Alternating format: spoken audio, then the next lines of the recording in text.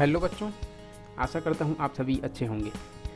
प्यारे बच्चों, हम पढ़ रहे हैं आपकी कक्षा 6वीं के गणित और गणित के अध्याय 4 पर। ठीक है, और अध्याय 4 के ऑलरेडी 3 वीडियोस अपलोड हो चुके हैं। ठीक है, उसको अगर आप देखना चाहें तो अभी इस वीडियो के डिस्क्रिप्शन बॉक्स में मैंने लिंक दे दिया है, वहाँ से आप देख सकते हैं। ठीक है, यहाँ पे अब आज हम पढ़ने वाले हैं पूर्णांकों का गुणा। ठीक है, इसको हम देखेंगे। जोड़ना घटाना हम देख लिए हैं, आज हम देखने वाले हैं पूर्णांकों का गुणा। इसके जस्ट पहले वाले वीडियो में हमने पूर्णांकों को घटाना, योज्य तत्समक, योज्य प्रतिलोम, और इसके बाद में बीजांक वाला, बीजांक से संबंधित टॉपिक हमने देखा था। ठीक है, तो ये सभी हो चुके हैं। आज हम देखने वाले हैं पूर्णांकों का गुणा, और ये आज का अध्याय 4 का चौथा वीडियो है। ऑलरेडी 3 वीडियो अपलोड हो चुके हैं। तो चलिए हम आज का जो टॉपिक है पूर्णांकों का गुणा, उसको हम शुरू करते हैं। तो यहाँ पे देखिए बच्चों, पूर्णांकों का गुणा ये आज का टॉपिक है। तो पूर्णांकों का गुणा कैसे करना है, इसमें एक तालिका बनी हुई है, टेबल। इसमें पहले से बहुत सारे उदाहरण के रूप में इसमें समझाया गया। इसको आप अच्छे से देखिए, पढ़िए, अध्ययन करिए। इसमें दिया हुआ है, आप खुद भी इसको पढ़िए। ठीक है, मैं यहाँ से समझाना शुरू करता हूँ। उदाहरण नंबर 1 से पहला सवाल लिया गया है। पहली संख्या है 3, दूसरी संख्या 4, और इस पहली संख्या और दूसरी संख्या को गुणा किया गया है। तब इसमें गुणनफल के रूप में हमको 12 मिला है। ये धनात्मक है। ठीक है, धन के रूप में मिला है 12, क्योंकि ये जो पहली संख्या 3 ये भी धनात्मक है, इसमें ऋण नहीं लगा है, अर्थात धनात्मक है। दूसरी संख्या 4, इसमें भी ऋण नहीं लगा है, अर्थात वह भी धनात्मक है। तो जब दोनों गुणा में भाग लेने वाले दोनों संख्या क्या हो, धनात्मक हो, तब की स्थिति में हमारा उत्तर भी धनात्मक ही आता है। ठीक है, और इसका निष्कर्ष सामने लिखा भी है। देखिए, 2 धनात्मक पूर्णांकों का गुणनफल एक धनात्मक पूर्णांक होता है। अगर दोनों संख्याएं धन के रूप में हो, धन चिन्ह के साथ में हो, तब हमारा उत्तर भी धन चिन्ह में आएगा। ये है पहला उदाहरण का। ठीक है, निष्कर्ष। दूसरा है एग्जाम्पल, ये देखिए, ऋण 6 और ऋण 2। पहली संख्या ऋण 6, दूसरी संख्या ऋण 2। अब इनके बीच में गुणा किया है कि ऋण 6 गुणित ऋण 2। ठीक है, ऋण 6 गुणा ऋण 2। अब इसका जो उत्तर आएगा वो भी धन 12 आएगा। तो आपको याद रखना है, दोनों संख्या धन में रहेगा तो भी हमको गुणनफल धन में मिलेगा, और दोनों संख्या ऋण में रहेगा तो भी हमको धन के रूप में हमको उत्तर मिलेगा। ठीक है, तो याद रखना है आपको, 2 ऋणात्मक पूर्णांकों का गुणनफल एक धनात्मक पूर्णांक होता है, और 2 धनात्मक पूर्णांकों का गुणनफल भी एक धनात्मक पूर्णांक होता है। तो इस बात को आपको ध्यान में रखना है कि 2 बार अगर ऋण का गुणा हो रहा हो तो वहाँ पे उत्तर धन में आएगा, और 2 बार धन का गुणा हो रहा हो तो भी वहाँ पे उत्तर धन में आएगा। ठीक है, लेकिन अगर ये ऋण चिन्ह सिंगल हो, एक बात देखिए, इसमें दोनों में नहीं है, सिर्फ 5 में ऋण है, 2 में नहीं है। अगर सिंगल हो ऋण कहीं पर, चाहे इस पार में हो या इस पार में, कहीं पर भी हो, अगर ऋण सिंगल है तो वहाँ पे उत्तर हमको ऋण में प्राप्त होगा। ठीक, अर्थात कहने का मतलब ये हुआ कि एक ऋणात्मक पूर्णांक और एक धनात्मक पूर्णांक का जब हम गुणा करेंगे तो गुणनफल के रूप में हमको एक ऋणात्मक पूर्णांक प्राप्त होगा। ठीक है, तो ये आपको याद रखना है। ये 3 उदाहरण हुए। चौथा उदाहरण यहाँ से देखिए, इसमें खाली स्थान दे दिया गया है, आगे उसको आपको समझ कर भरना है। अब भरना कैसे है, देखिए यहाँ से सवाल नंबर 4 को देखिए क्या है। पहली संख्या 3, उसके बाद ऋण 6। तो मैंने आपको पहले भी बता दिया है कि अगर दोनों में से कोई भी एक संख्या में अगर ऋण लगा है तो उत्तर हमको ऋण में मिलेगा। अगर दोनों तरफ लगा है तब तो अलग बात है, दोनों तरफ लगा है तो ऋण ऋण करके वो धन में बदल जाएंगे, लेकिन एक बार लगा है तो उत्तर हमको ऋण में ही प्राप्त होगा। इसको याद रखना। यहाँ पे धन 3 और ऋण 6, तो एक बार ऋण है तो हमको ऋण में उत्तर मिलेगा, और हमको जो भी पहाड़ा पढ़ना है उसको पढ़ देंगे। 3 × 18। ठीक है, ऋण 18 ये हमारा प्राप्त हुआ उत्तर। और इसके निष्कर्ष में आपको लिखना है, एक धनात्मक पूर्णांक और एक ऋणात्मक पूर्णांक का गुणनफल एक ऋणात्मक पूर्णांक के रूप में हमको प्राप्त होता है। ठीक है, चौथा सवाल नंबर 5 में देखिए, ऋण 5 ऋण 4, दोनों तरफ ऋण है। ऋण 5 गुणा ऋण 4। ठीक है, तो डबल ऋण है, दोनों तरफ है, तो ऋण ऋण का हो जाएगा धन, और ये 5 चौके 20, और धन चिन्ह को नहीं लगाओगे तो भी चलेगा, 20 लिख सकते हो। और सामने निष्कर्ष लिख देना है कि 2 ऋणात्मक पूर्णांकों का गुणनफल एक धनात्मक पूर्णांक होता है। सवाल नंबर 6 में एक ऋणात्मक है और एक धनात्मक है। एक बार ऋण है, एक ऋण 7 गुणा 2, एक बार ऋण है अर्थात उत्तर हमको ऋण में प्राप्त होगा। और 7 दूनी 14, इसको आपको लिख देना है। ये एक ऋणात्मक पूर्णांक और एक धनात्मक पूर्णांक का गुणनफल एक ऋणात्मक पूर्णांक होता है। ठीक है। सवाल नंबर 7वें को देखिए, दोनों तरफ ऋण है अर्थात उत्तर हमको धन में प्राप्त होगा। जो भी प्राप्त होगा यहाँ से ऋण 8 है गुणा 12, ऋण 12। ठीक है, तो 12 × 96 ये धन में प्राप्त होगा। ठीक है, आपको लिख देना है निष्कर्ष में कि दो ऋणात्मक पूर्णांकों का गुणनफल एक धनात्मक पूर्णांक होता है। सवाल नंबर 8वें में देखिए, यहाँ एक बार ऋण है। ठीक है, इधर 15 है और गुणा में ऋण 13, तो 15 और 13 का गुणा करना है आपको और उत्तर के रूप में आपको जो भी उत्तर आएगा उसमें ऋण लगाने हैं। ठीक है, तो 3 × 5 = 15 का 5 हासिल 1, सॉरी हाँ 3 × 5 = 15 का 5 हासिल 1 और 5 × 5 = 6 7।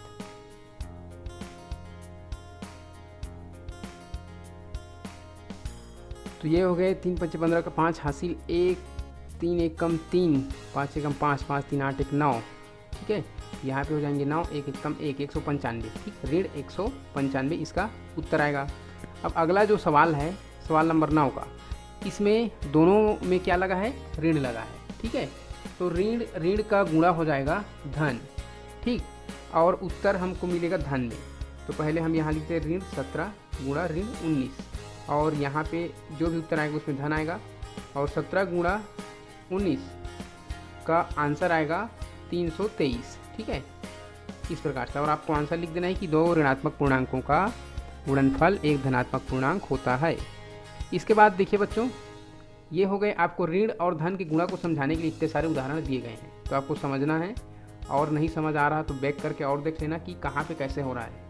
कितने बार धन है तो आंसर धन में मिलेगा, कितने बार ऋण है तो ऋण में मिलेगा, डबल है तो क्या मिलेगा, ये सब आपको और से अच्छे से देख लेना है। इसके बाद देखिए गुणा से संबंधित ही कुछ सवाल हैं यहाँ पे, और ये 9, 99, 999 मतलब 999, 999 आदि, ये 4 9 5 9 ऐसे आगे बढ़ते जाएंगे। इसका जो गुणा करने का जो तरीका है, इसका आंसर निकालने का, ये बहुत ही रोचक है, बहुत ही इंटरेस्टिंग है। इसको हमको जानना है, समझना है, मज़ा आएगा इसको सीखने में। ठीक है, कैसे मज़ा आएगा देखिए, हम पहले एक वाले सिंगल 9 को लेते हैं। तो जब हम सिंगल 9 को 9 के साथ में किसी एक, अब सिंगल है 9 तो हमको सिंगल अंक ही लेना है कोई भी, तो कोई भी हम संख्या लेते हैं। 8 लिए मान लीजिए, आपको बुक में ये इसको लिया गया है 8 लिए मान लीजिए, तो 8 का हम 9 के साथ गुणा कर रहे हैं, तो उत्तर में जो भी आएगा वो शुरू वाले जो दहाई का अंक होगा इस 8 से 1 कम होगा। तो 8 से 1 कम क्या होता है, 7। और अगला जो इकाई के अंक में, इकाई की जगह में जो भी अंक आएगा वो क्या रहेगा, इस 9 में से 7 को घटाएंगे तो कितना बचेगा, 9 में से 7 घटाने पर 2 बचेगा। ये इस प्रकार से इसका उत्तर निकलता है। कोई भी अंक ले लीजिए, है ना। 9 के साथ मान लीजिए मैं 4 लेता हूँ, तो 4 से 1 कम यहाँ पे 3 लिखूँगा मैं, और 9 में से 3 घटाऊँगा क्या आएगा, 6। 9 चौक 36। ठीक है, 4 नियम 36। ठीक, तो इस प्रकार से इसका आंसर निकलता है न। अगर एक बार आप 9 ले रहे हैं तो एक बार वाली कोई भी संख्या ले लीजिए आप, जैसे कि मैंने 7 ले लिया, तो 7 ले लिया तो 7 से 1 कम क्या आता है, 6। ठीक है, 9 में से मैं 6 घटाऊंगा तो कितना बचेगा, 3। 9 7 63। ठीक, इस प्रकार से इसका आंसर बनता है। अगर सिंगल है 9 तब, अब इसी को मैं डबल कर देता हूँ। मान लीजिए डबल 9 है तो हमको इधर संख्या भी डबल लेना है। मान लीजिए मैं इसको कर देता हूँ 24। ठीक है, तो शुरू वाली जो आंसर में शुरू के 2 अंक आएंगे वो इस 2 अंक से 1 कम, जैसे 24 है यहाँ पे आ जाएंगे 23। ठीक है, अब 99 में से मैं 23 घटाऊँगा, तो 9 में से 3 घटाऊँगा तो मेरे को मिलेगा 6, और 9 में से 2 घटाऊँगा तो मेरे को मिलेगा 7। तो आप गुणा करके देख लीजिए, 24 गुणा 99। ठीक है, 24 गुणा 99 करके देख लीजिए, 2376 ही आएगा। ठीक है, तो ये हो गए इसका मैजिक वाली खेल। अगर हम इसको वैसे ही बढ़ाते जाएंगे, मान लीजिए इसको 2 की जगह 3 बार 9 कर देते हैं, मतलब 999, तो इधर भी हमको 3 अंक लेना पड़ेगा, कोई भी अंक। मैं 100 ले रहा हूँ, आप कोई भी ले सकते हैं। तो अब इसका आंसर निकालेंगे तो क्या होगा, 100 से 1 कम पहले करेंगे, तो यहाँ पे 100 से 1 कम 99 होता है। अब 999 में से 99 को घटा देंगे तो हमारे पास बचेगा 900। ठीक, ये हमारा आंसर होगा। मान लीजिए 999 और यहाँ पे ले लूँ मैं 116, तो तो पहले जो आंसर आएगा 3 अंक वो रहेगा इस 116 से कम, मतलब 115। अब 999 में से माइनस कर दूंगा मैं 115, ठीक है। तो हमारा आंसर क्या बचेगा, यहाँ पे बचेगा 884, ठीक है। इस प्रकार से इसका आंसर आएगा, आप गुणा करके भी देख सकते हैं, ठीक। तो ये एक मैजिक है, बहुत ही जादुई, मुझे बहुत अच्छा लगा, ठीक है। यहाँ पे मैंने कुछ और एग्जांपल रख दिया है, ये आपके बुक में दिया हुआ है बहुत सारे। ये 8 9 बता दिया मैंने, 7 9 बता दिया, 5 9 आप देख सकते हैं। 5 से कम 4 और 9 में से 4 घटाएंगे तो बचेगा 5, ठीक है। इस प्रकार के उदाहरण दिए हुए हैं, ये मेरे को बहुत ही अच्छा लगा, ठीक। अब आगे बढ़ते हैं बच्चों, और यहाँ पे हम समझने का प्रयास करेंगे गुणा करने का जो तरीका है पूर्णांकों का, उसको। तो आज का हमारा जो मुख्य टॉपिक तो वही है ना, पूर्णांकों का गुणा। तो यहाँ पे हम समझने का प्रयास करेंगे। पहले तो यहाँ पे हमने समझ लिया पूर्णांकों का गुणा। अब यहाँ पे देखते हैं कि गुणा करने की जो इसमें आपके बुक्स में विधि जो बताई गई है, मेथड, उसको समझने का प्रयास करते हैं। देखिए इसमें क्या है, सवाल ये 13 गुणा 12। तो जनरली मैं जहाँ तक मैं सीखा हूँ 13 गुणा 12 इस प्रकार से हमने करके सीखा है, हल करके। इस तरीके से खड़ी हमने करके नहीं सीखा है। 13 गुणा 12 इस तरीके से हमने नहीं सीखा है। इस तरीके से हमने जोड़ना और घटाना को सीखा है, और गुणा को हमने इस तरीके से सीखा है, ठीक है। और इसमें हम क्या करते हैं, गुणा जब करते हैं तो 2 का गुणा पहले हम 3 के साथ करते हैं, 2 3 6 आता है। फिर 2 का गुणा 1 के साथ करते हैं, 2 आता है, ठीक है। तो इस प्रकार से जब खड़ी कर दिया गया है तो आपको इसमें कंफ्यूज नहीं होना है, ये वैसा ही है। इसमें बस ये लंबा रख दिया गया है, इसमें खड़ी रख दिया गया है। तो पहले 2 का पहाड़ा इसमें 3 से किया गया है, उसके बाद 1 से किया गया है, ठीक है। वैसे इसमें भी करना है, 2 का पहाड़ा पहले 3 से, फिर 2 का पहाड़ा 1 से, ठीक। कोई कंफ्यूज नहीं होना है। 2 का पहाड़ा पहले 3 से, तो 2 तिया 6 आएगा, ये देखिए 6 किया गया है। इसके बाद 2 का पहाड़ा 1 से करना, 1 2 एकम 2, ठीक। अब ये हमने 2 का कर ली इकाई स्थान, तो इकाई स्थान को आप यहाँ पे घेर देना। यहाँ पे अब नहीं लिखना है, क्योंकि अब दहाई का करेंगे, हम दहाई से लिखना शुरू करेंगे। अब दहाई में देखिए ये यहाँ से रेस करता हूँ, 1 का गुणा पहले 3 से करेंगे, ठीक। जैसे कि इसमें देखिए ऊपर वाले में जब 2 का हो जाता है तब हम क्या करते हैं, एक स्थान घेरते हैं, फिर 1 का करते हैं 3 के साथ में, 1 तिया 3, और 1 का फिर 1 के साथ 1 एकम 1। इस प्रकार से हम गुणा सीखे हैं। जब जोड़ेंगे तो 6 का 6 आएगा, 3 2 5 आएगा, और 1 का 1 156 आएगा। अब इसमें देखिए 1 का गुणा हम 3 के साथ करेंगे तो 1 तिया 3 होगा, फिर 1 का गुणा 1 के साथ करेंगे, 1 एकम 1 होगा, ठीक। अब इसको 6 का 6 3 2 5 और 1 का 1, ठीक। इस प्रकार से आपको करना है, कंफ्यूज नहीं होना है। और अगर आप बुक को और आगे पढ़ेंगे तो इसमें इसको किस तरीके से बता दिया गया है मैं बता रहा हूँ। 13 गुणा 12 इसको कैसे किया गया है, देखिए पहले 3 और 2 का गुणा किया गया है, तो 3 दूनी 6, इसके बाद में 3 दूनी 6, इसके बाद में क्या किया गया है, 2 का पहाड़ा 1 के साथ और 1 का पहाड़ा 3 के साथ एक साथ कर दिया गया है। 2 का पहाड़ा 1 के साथ करेंगे तो 2 आएगा, ठीक है, और 3 का पहाड़ा 1 के साथ करेंगे तो 1 तिया 3 आएगा। इन 3 और 2 को एक साथ जोड़ दिया गया है, तो यहाँ पे मिल गया 5, ठीक है।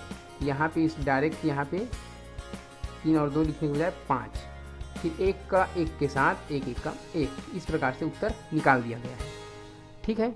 तो ये आपको अगर नहीं समझ आ रहा है तो मैंने अभी जो करके बताया है ये बहुत सिंपल है, ये ऐसा ही है, बस इसमें हमने खड़ी के बजाय लंबा रख दिया है इसमें, और इसमें खड़ी रखा हुआ है। तो ये स्थान बस बदला हुआ है, लंबा से खड़ी हो गया है, बाकी प्रोसीजर सेम है। तो आपको ऐसे ही करना है, ठीक है, कंफ्यूज नहीं होना है। इसमें और भी बहुत सारे सवाल दिए गए हैं, यहाँ पे एग्जाम्पल के रूप में उदाहरण नंबर 4 को मैंने लिया है, और भी 2-3 उदाहरण और है, वहाँ से आप देख सकते हैं। 76 गुणा 58, अब इसको हल कैसे करना है, ठीक है। तो देखिए मैं यहाँ पे हल करके बता रहा हूँ, 76 गुणा 58। तो 8 का गुणा पहले 6 के साथ करना है आपको, 8 6 48 का 8 फांसी 4, फिर 8 का 7 के साथ करना है, 8 7 56, 56 और 4 60 होगा, ठीक। हमने इस 8 का कर लिया इकाई वाले स्थान का, अब इकाई वाले को घेर देंगे, इकाई वाले स्थान पे आपको लिखना नहीं है। अब दहाई का करेंगे, इसलिए अब दहाई से लिखना शुरू करेंगे, ठीक, इसलिए यहाँ पे क्रॉस लगा देते हैं। तो अब यहाँ पे देखिए 5 का 6 के साथ पढ़ेंगे, ये हासिल जुड़ गया है ना, इसको दोबारा नहीं लिखें। 5 का 6 के साथ 5 6 30, 30 का यहाँ पे हम लिखेंगे 0, हासिल आएगा 3, और 5 का 7 के साथ करेंगे, 5 7 35, 35 और 3 38। तो यहाँ पे लिखेंगे हम 38, यहाँ पे 8 0 का 0, 8 से 14 का 4, हासिल 1, 3 और 1 4, कितना आ गया 4408, 4408 इसका उत्तर आएगा। तो इस प्रकार से आपको हल करना है, ठीक है। पुस्तक में आपके बहुत लंबा चौड़ा बता दी इसका प्रोसीजर को, तो पूरा लंबा चौड़ा पढ़ते मत रहिएगा, यहाँ से एक सवाल को समझिएगा और बाकी वैसे हल करिएगा, ठीक है। तो ये हो गए आपके गुणा वाले सवाल।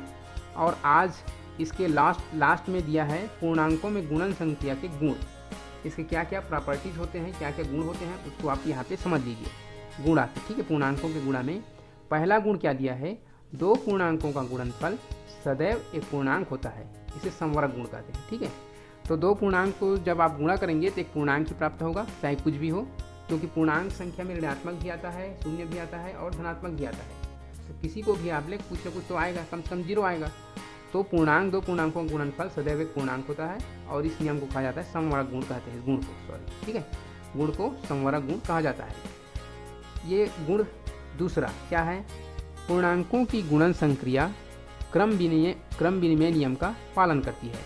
तो क्रम विनिमय नियम क्या होता है, इसमें दो देखिए 7 गुणा 2 एक गुणा का प्रश्न दिया हुआ है। तो क्रम विनिमय नियम का मतलब होता है कि क्रम को पलट देने से, विनिमय का मतलब लेन देन, जगह का लेन देन कर देने से, अदला बदली कर देने से उसके आंसर में कोई परिवर्तन नहीं आता है, तो उसको कहते हैं क्रम विनिमय नियम का पालन करती है। जैसे कि 7 गुणा 2 कर दें और या फिर 2 गुणा 7 कर दें, तो दोनों के उत्तर में अंतर नहीं आएगा। यहाँ पे ऋण एक बार है अर्थात उत्तर में ऋण आएगा और 7 दूनी 14 आएगा। यहाँ पे भी ऋण एक बार है, ऋण आएगा, 2 सत्ते 14, ठीक है। देखिए उत्तर सेम आया है, उत्तर में कोई अंतर नहीं आया, इसका जगह हम परिवर्तन कर दिए हैं। तो ये गुणा क्या होता है कि ये क्रम विनिमय नियम का पालन करती है। और हम दूसरी संक्रिया को देखेंगे, मान लीजिए जोड़ना भी क्रम विनिमय नियम का पालन करता है, आगे पीछे हम जोड़ सकते हैं, ठीक है। लेकिन घटाना और भाग क्रम विनिमय नियम का पालन नहीं करती है, इस बात को आपको ध्यान में रखना है, ठीक है। तो ये हो गए हमारे दूसरा गुण। अब अगला गुण क्या है हमारा तीसरा नंबर, प्रत्येक पूर्णांक में 1 का गुणा करने पर वही पूर्णांक प्राप्त होता है। जैसे कोई भी पूर्णांक है 6, इसमें हम 1 का गुणा करते हैं तो हमको 6 ही प्राप्त होता है। ऋण 5 है, इसमें हम 1 का गुणा करेंगे तो ऋण 5 प्राप्त होगा, ठीक है। तो वही बता रहा है कि कोई भी संख्या के साथ या कोई भी पूर्णांक के साथ 1 का गुणा करते हैं तो उसमें वही संख्या प्राप्त होती है, इसलिए ये गुणन तत्समक कहलाता है 1, ठीक है। 1 को क्या कहेंगे, गुणन तत्समक अवयव कहते हैं। और योग्य तत्समक क्या है, योग्य तत्समक 0 है, क्योंकि 0 के साथ किसी भी संख्या को जोड़ते हैं, जैसे 5 धन 0 तो बराबर 5 आएगा, कोई परिवर्तन नहीं होता है आंसर में, ठीक है। इसको कहा जाता है गुणा योज्य तत्समक 0 को, और 1 को कहा जाता है गुणन तत्समक, ठीक। अगला है किसी पूर्णांक में उसे गुणन प्रतिलोम का गुणा करने पर सदैव 1 प्राप्त होता है।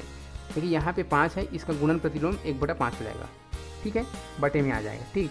तो इसका जब हम गुणा करते हैं तो इसका आंसर हमको सदैव 1 मिलता है, ठीक है। यहाँ पे संख्या 5 का गुणन प्रतिलोम 1/5 है और 1/5 का गुणन प्रतिलोम 5 होगा, ठीक। तो 0 का गुणन प्रतिलोम अस्तित्व में नहीं है, एक इम्पॉर्टेंट बात इसको आपको ध्यान में रखना है। 0 का गुणा किसी भी संख्या के साथ अगर हम 0 का गुणा करते हैं तो उसका आंसर हमको 0 ही मिलेगा, चाहे वो 99 हो या 100 कुछ भी हो, 99 गुणा 0 बराबर 0 ही आएगा, ठीक है, याद रखना है। ये अगला गुण है, पूर्णांकों के गुणा पर साहचर्य नियम लागू होता है। ये साहचर्य नियम क्या होता है, इसके जैसे कि यहाँ पे एग्जाम्पल दिया हुआ है, ऋण 3 गुणा 4 गुणा 5, ये 3 अंक का एक साथ गुणा है। तो साहचर्य का मतलब होता है, सह मतलब होता है साथ, ठीक है। तो साथ में अलग अलग हम गुणा कर देंगे, मान लीजिए पहले 3 और 4 का एक साथ गुणा कर दिए तो 3 चौक 12 आएगा और एक बार ऋण है तो ऋण आएगा। इसके बाद गुणा 5 को एक साथ कर देंगे इसके साथ, तो फिर से ऋण आएगा और 12 पंचे 60 आएगा, ऋण 60 उत्तर मिला, ठीक है। अब इसको हम बदल देते हैं 60 को, इसके जो साथी है 3 और 4 एक साथ है, अब हम 4 और 5 को एक साथ कर देते हैं, 4 गुणा 5 एक साथ कर देंगे ब्रैकेट में और ऋण 3 को बाहर निकाल देंगे, ठीक है। इसे तो अब 4 और 5 का करेंगे तो 4 पंचे 20 आएगा और बाहर में 3 है, ऋण 3। अब इसका करेंगे तो ऋण आएगा उत्तर में, जो भी 20 दिया 60। तो देखिए साहचर्य नियम का पालन करती है, अर्थात साथ बदल देने से उसके उत्तर में कोई परिवर्तन नहीं आता है, इसलिए ये जो गुणा है इसमें साहचर्य नियम लागू होता है। ठीक है, तो ये है आपके पूर्णांकों में गुणन संक्रिया के गुण। ठीक है, आपको ये समझना है। तो आज के लिए बस इतना ही बच्चों। अगली वीडियो में हम मिलेंगे पूर्णांकों के भाग के साथ में और इस टॉपिक को हम समझेंगे। आज के लिए फ़िलहाल इतना ही। आप वीडियो से लगातार बने रहे इसके लिए आपको थैंक यू सो मच।